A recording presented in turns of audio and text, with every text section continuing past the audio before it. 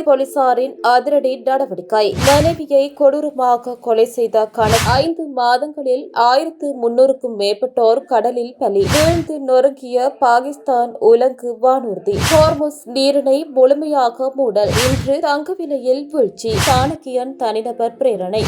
ராஜபக்சவுக்கு நீதிமன்றம் கொடுத்த அதிர்ச்சி வயம். 16 வயதுக்குட்பட்ட சிறுவர்களுக்கு சமூக ஊடக கணக்குகள் தடை. டிபிஎன் லங்கா நேயர்கள் அனைவருக்கும் வணக்கம். எங்களுடைய டிபிஎன் லங்காவானது தாயகத்திலிருந்து இயங்கிட்டு இருக்கு.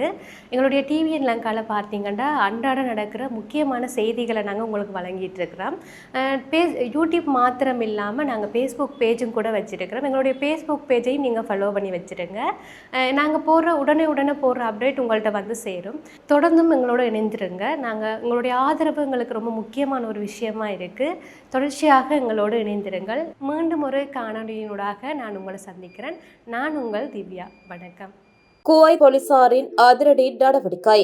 சிக்கிய 3 இலங்கையர்கள். போதைப்பொருள் கடத்தல் நடவடிக்கை தொடர்பாக 3 இலங்கையர்கள் உட்பட 7 பேரை குவைத் பாதுகாப்பு படைகள் கைது செய்துள்ளதாக தெரிவிக்கப்பட்டுள்ளது. குவைத் பாதுகாப்பு அதிகாரிகள் நடத்திய சிறப்பு சோதனையின் போது இந்த கைதுகள் மேற்கொள்ளப்பட்டுள்ளன. வெளிநாட்டு ஊடக அறிக்கைகளின்படி அந்த குழுவில் 3 இலங்கையர்கள், 2 குவைத் குடிமக்கள், 1 இந்தியர் மற்றும் மேலும் 2 வெளிநாட்டினர் அடங்குவர். இந்த நடவடிக்கையின் போது சஷிஸ், ஹெரோயின் மற்றும் போதை மாத்திரைகள் உள்ளிட்ட பல்வேறு போதைப் பொருட்கள் கைப்பற்றப்பட்டதாக அதிகாரிகள் தெரிவித்துள்ளனர். போதைப்பொருள் எடை அளவிடும் மற்றும் பொதி செய்ய பயன்படுத்தப்படும் உபகரணங்களும் சம்பவ இடத்திலிருந்து மீட்கப்பட்டுள்ளன. சந்தேக நபர்களும் கைப்பற்றப்பட்ட பொருட்களும் மேலதிக விசாரணைக்காக குவைத்தின் குற்றவியல் பாதுகாப்பு அதிகாரிகளிடம் ஒப்படைக்கப்பட்டுள்ளனர். மனைவியை கொடூரமாக கொலை செய்த கணவனை கைது செய்யும் போது மரணம். குருநாகல் பிங்கிரிய போலீஸ் பிரிவுக்குட்பட்ட படிவெல்ல பகுதியில் கணவனால் கூர்மையான ஆயுதால் தாக்கப்பட்டு மனைவி கொடூரமாக கொலை செய்யப்பட்டுள்ளார். குடும்ப தகராறு முற்றியதில் அவர் இவ்வாறு கொலை செய்யப்பட்டுள்ளார். உயிரிழந்தவர் 61 வயதுடைய பெண் என தெரியவந்துள்ளது. நேற்று காலை இந்த தம்பதியினருக்கு இடையே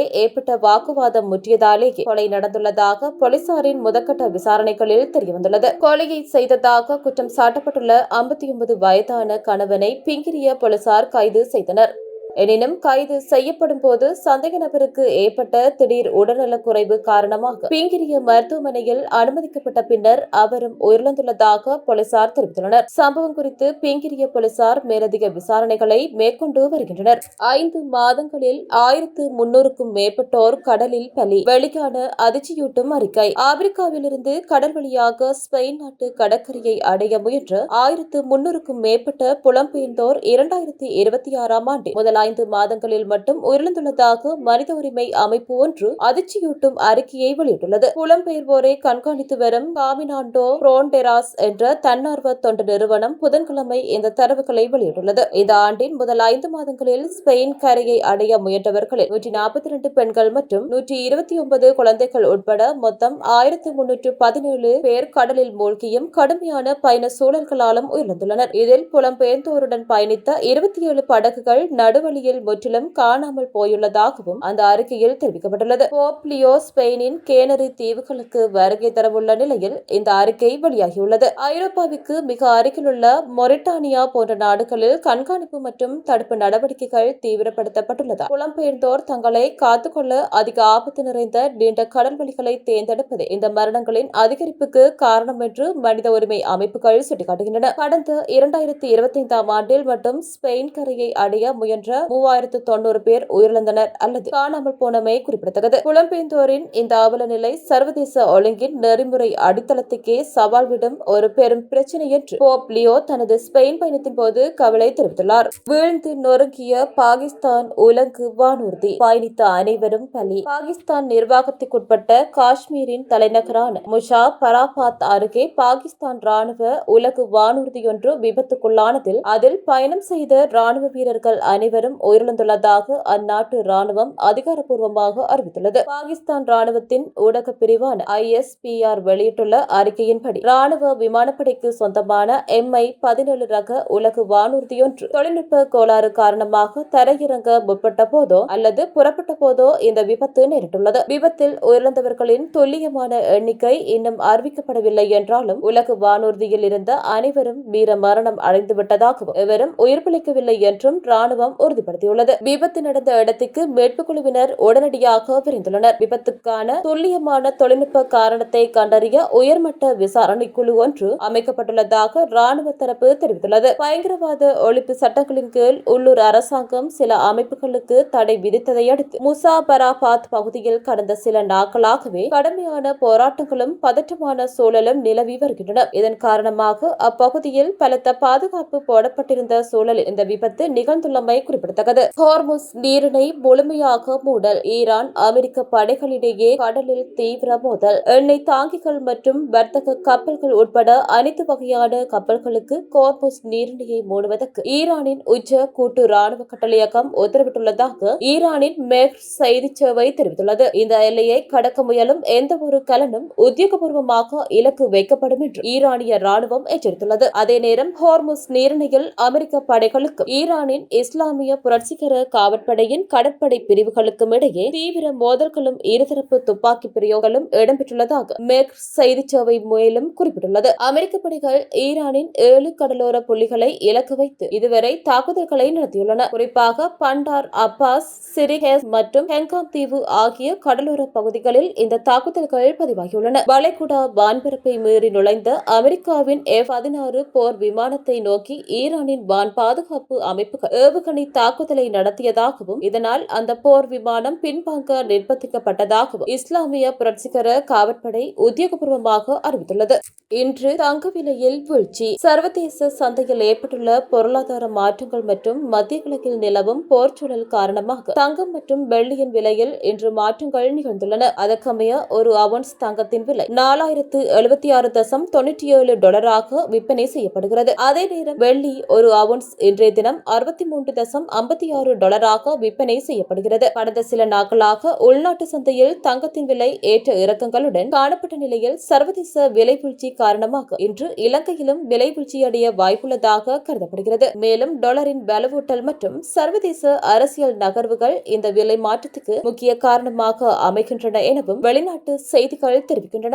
பயங்கரவாத தடை சட்டத்தை முழுமையாக ரத்து செய்ய கோரி சாணக்கியன் தனிநபர் பிரேரணை. பயங்கரவாத தடை சட்டத்தை முழுமையாக ரத்து செய்ய கோரி இலங்கை தமிழரசு கட்சியின் மட்டக்களப்பு மாவட்ட நாடாளுமன்ற உறுப்பினர் ராசமாணிகள் சாணக்கியன் நாடாளுமன்றத்தில் தனிநபர் பிரேரணை ஒன்றை சமர்ப்பித்துள்ளார். இந்த பிரேரணை நாடாளுமன்ற நிகழ்ச்சி நிரலில் பட்டியலிடப்பட்டுள்ள போதிலும் இதுவரை விவாதத்துக்கு எடுத்துக் கொள்ளப்படவோ அல்லது வர்த்தமானியில் வெளியிடப்படவோ இல்லை. 1979 ஆண்டில் தற்காலிக ஏற்பாடாக கொண்டுவரப்பட்டு பின்னர் நிரந்தரமாக்கப்பட்ட இந்த சட்டம் குறிப்பாக தமிழ் முஸ்லிம் சமூகங்கள், ஊடகவியலாளர்கள் மற்றும் சமூக செயற்பாட்டாளர்களுக்கு எதிராக பயன்படுத்தப்பட்டு பல தசாப்தங்களாக மனித உரிமை மீறல்களுக்கும் தன்னிச்சையான கைதுகளுக்கும் வழிவகுத்துள்ளதாக அவர் சுட்டிக்காட்டியுள்ளார். இந்த சட்டத்தை வெறும் திருத்தங்களுக்கு உட்படுத்துவதோ அல்லது புதிய பெயரில் மாற்றுவதோ தீர்வாகாது. நாட்டில் நல்லிணக்கம், நீதி, பொறுப்புக்கூறல் மற்றும் ஜனநாயக ஆட்சியை வலுப்படுத்தும் நோக்கில் இந்த சட்டத்தை முழுமையாக நீக்குவதற்கான அரசியல் உறுதிப்பாட்டை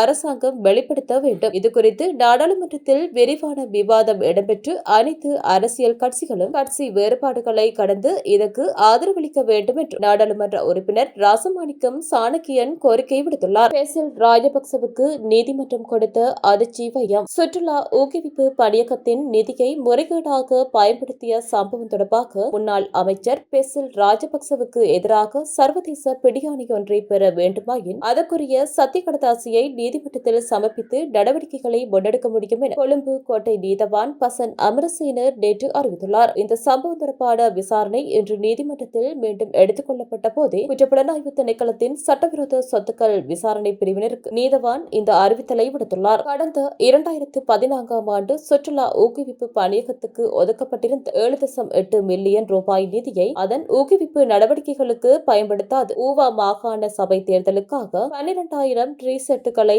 கொண்டு அரசாங்கத்துக்கு நட்டம் ஏற்படுத்தியமை தொடர்பில் குற்றப்புலனாய்வு திணைக்களத்தின் சட்டவிரோத சொத்துக்கள் விசாரணை பிரிவு நீதிமன்றத்தில் அறிக்கை தாக்கல் செய்திருந்தது. இன்றைய வழக்கு விசாரணையின் போது வழக்கின் முதலாவது சந்தேக நபரான முன்னாள் அமைச்சர் பெசில் ராஜபக்சவுக்கு அறிவித்தல் ஒன்றை விடுக்குமாறு குற்றப்புலனாய்வு திணைக்களத்தினர் நீதிமன்றத்திடம் கோரிக்கையை விடுத்தனர். எனினும் ஆரம்பத்திலேயே இவருக்கு எதிராக பிடியாணை பிறப்பிக்கப்பட்டுள்ளதால் மீண்டும் அறிவித்தல் விடுக்க வேண்டிய அவசியமில்லை என நீதவான் சுட்டிக்காட்டினார். மாறாக தேவையெனில் சர்வதேச பிடியாணையை பெற்றுக் கொள்வதற்கான அடுத்த கட்ட நடவடிக்கைகளை முன்னெடுக்குமாறு அவர் அறிவுறுத்தினார். இதேவேளை இந்த சம்பவம் தொடர்பாக நீதிமன்றத்தினால் பிடியாணை பிறப்பிக்க அறிவிக்கப்பட்டிருந்த சுற்றுலா ஊக்குவிப்பு பணியகத்தின் முன்னாள் முகாமைத்துவ பணிப்பாளர் ரோமி ஜவுபர் என்பவரை எதிர்வரும் 17ஆம் தேதி வரை விளக்கமறியலில் வைக்குமாறு நீதவான் நேற்று உத்தரவிட்டுள்ளார். மேலும் வழக்கின் இரண்டாவது சந்தேக நபரான அந்த பணியகத்தின் முன்னாள் தலைவர் பாஸ்வர் குணவர்த்தன என்பவரை தலா 10 மில்லியன் ரூபாய் பெறுமதியான 2 சரீர பிணைகளில் செல்வதற்கு நீதவான் அனுமதித்தார். இந்த சந்தேக நபர்களுக்கு எதிராக பொதுச் சொத்து சட்டத்தின் கீழ் குற்றச்சாட்டுகள் சுமத்தப்பட்டுள்ளதாக விசாரணை அதிகாரிகள் நீதிமன்றத்தில் தெரிவித்தனர். 16 வயதுக்குட்பட்ட சிறுவர்களுக்கு சமூக ஊடக கணக்குகள் தடை. கனடா அரசு அதிரடி நடவடிக்கை. 16 வயதுக்குட்பட்ட சிறுவர்கள் சமூக ஊடக கணக்குகளை வைத்திருப்பதை தடை செய்யக்கூடிய புதிய சட்டம் ஒன்றை கனடா அறிமுகப்படுத்தியுள்ளது. சிறுவர்களின் இணைய பாதுகாப்பை வலுப்படுத்தும் நோக்கில் கொண்டுவரப்பட்டுள்ள இந்த சட்டத்தின் கீழ் சமூக ஊடக நிறுவனங்கள் தங்கள் தளங்கள் சிறுவர்களுக்கு பாதுகாப்பானவை என்பதை நிரூபிக்க வேண்டும் என வலியுறுத்தப்பட்டுள்ளது. பாதுகாப்பு தரநிலைகளை பூர்த்தி செய்யும் தளங்களுக்கு மட்டும் விலக்கு வழங்கப்படலாம் என்றும் அதற்கான அளவுகோல்கள் பின்னர் அறிவிக்கப்படும் என்றும் கனடா அரசாங்க அதிகாரிகள் தெரிவித்துள்ளனர். இந்த விடயம் தொடர்பில் கருத்து வெளியிட்ட கனடாவின் கலாச்சார அமைச்சர் மார்க் மில்லர், நாம் நமது சிறுவர்களை பாதுகாக்க தவறிவிட்டோம். இனியும் அவ்வாறு தொடர முடியாது. அடிப்படை பாதுகாப்பு நடைமுறைகள் கட்டாயமாக இருக்க வேண்டும் என்று தெரிவித்துள்ளார். புதிய சட்டத்தின் கீழ் குழந்தைகளை தங்களை தாங்களே காயப்படுத்திக் கொள்ள தூண்டும் உள்ளடக்கங்கள், வன்முறையை ஊக்குவிக்கும் மற்றும் வெறுப்பை பரப்பும் பதிவுகள், அனுமதியின்றி பகிரப்படும் அந்தரங்க படங்கள் உள்ளிட்ட 7 வகையான தீங்கு விளைவிக்கும் உள்ளடக்கங்கள் கட்டுப்படுத்தப்பட உள்ளன. மேலும் இந்த சட்டத்தை நடைமுறைப்படுத்துவதற்காக கனடா டிஜிட்டல் பாதுகாப்பு ஆணையம் என்ற புதிய ஒழுங்குமுறை அமைப்பு உருவாக்கப்பட உள்ளது. இந்த ஆணையத்தை நிறுவுவதற்கு சுமார் 18 மாதங்கள் வரை ஆகக்கூடும் என தெரிவிக்கப்பட்டுள்ளது. சமூக ஊடக பயன்பாட்டில் வயது சரிபார்ப்பு முறையும் அறிமுகப்படுத்தப்பட உள்ளதாக கனடா அரசு அறிவித்துள்ளது. இதற்கு முன்னர் ஆஸ்திரேலியா, பிரேசில் மற்றும் இந்தோனேசியா ஆகிய நாடுகள் குழந்தைகளின் சமூக ஊடக பயன்பாட்டில் வயது வரம்புகள் மற்றும் கட்டுப்பாடுகளை அறிமுகப்படுத்தியுள்ளன. அதேவேளை பிரித்தானியா, பிரான்ஸ், ஸ்பெயின், டென்மார்க், தாய்லாந்து மற்றும் தென்கொரியா உள்ளிட்ட நாடுகளும் இதேபோன்ற சட்டங்களை ஆராய்ந்து வருவதாக தெரிவிக்கப்பட்டுள்ளது. மேலும் வயது வந்தோருக்கான உள்ளடக்கங்களை வழங்கும் தளங்களுக்கு எந்தவித விலக்கும் வழங்கப்படாது என்றும் கனடா அரசு தெளிவுபடுத்தியுள்ளது. இது போன்ற மேலும் பல செய்திகளை அறிந்து கொள்ள டிவிஎன் லங்கா சேனலினை சப்ஸ்கிரைப் செய்து பக்கத்தில் இருக்க பெல் ஐக்கனையும் கிளிக் பண்ணி வச்சிருங்க. அப்போ தான் நாங்கள் போடுற அப்டேட் உடனே உங்கள்கிட்ட வந்து சேரக்கூடியதாக இருக்கும். தொடர்புகளுக்கு கீழுள்ள முகவரியை அழையுங்கள்.